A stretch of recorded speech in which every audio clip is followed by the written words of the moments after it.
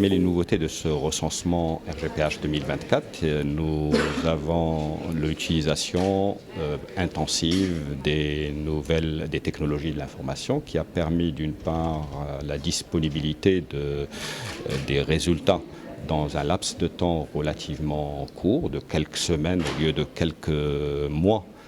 auparavant, mais aussi que ces résultats puissent être disponibles sous une forme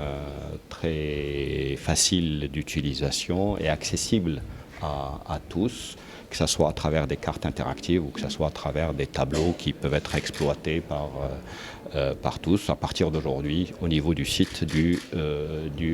HCP. Le constat qui est fait, c'est que la société marocaine connaît de grandes transformations. C'est ce que montrent les résultats de ce recensement. Des transformations d'abord démographiques, puisque la pyramide des âges est en train de s'inverser et la population de plus de 60 ans est en train d'augmenter. Elle est aujourd'hui autour de 14%. Nous constatons aussi une baisse de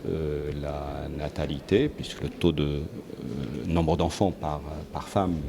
est passé sous le seuil de 2 enfants par femme, alors que le taux de renouvellement de la population supposerait qu'il y ait plus de 2,1 enfants par femme, avec une réduction de la taille des ménages, puisqu'aujourd'hui c'est moins de 4 personnes par ménage en moyenne, bien sûr avec des différences importantes entre le monde rural et le monde urbain.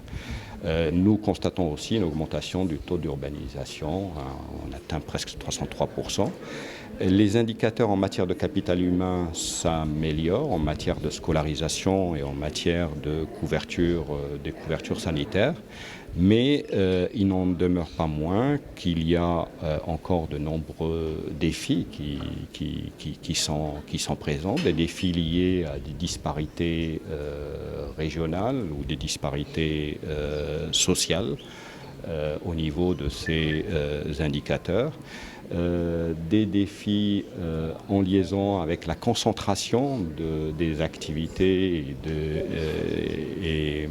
des établissements économiques au niveau de certaines régions et donc